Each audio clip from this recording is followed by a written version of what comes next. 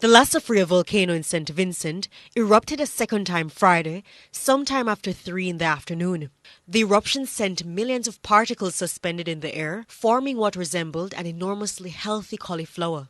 Though residents describe the scene as beautifully surreal, up close, this novel spectacle has displaced close to 20,000 farmers and residents in the red zone. A lot of the farmers are still in the mountains, still in their fields. And after they heard the explosion, they basically had to run. Many of them are concerned about their livestock, and they basically had to leave their livelihoods behind. Lewis says many volunteers are, however, leaving their homes and coming together to help the affected. Grocery stores are reportedly crowded with Vincentians who hurriedly pack essential items in preparation for another eruption. Additionally, volunteers say the visibility in some of the towns are poor due to the ashfall. If the ashfall continues, it could result in total darkness. Some of these shelters, they had to take on even more than their capacity. So they saw themselves running out of supplies because they were not expecting that amount of people at the time.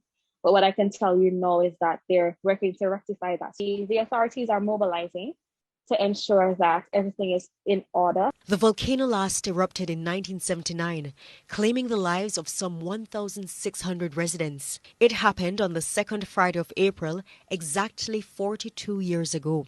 Apart from public buildings now voluntarily housing displaced residents, private entities have also come on board to render assistance. There are also hotels and guest houses that are in partnership with the government to house people, and people are at hotels and guest houses at this time.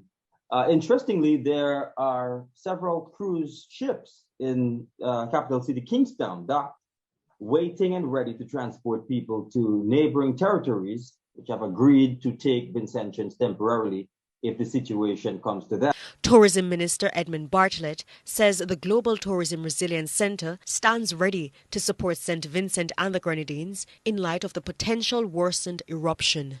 Paige Dixon, CVM Live.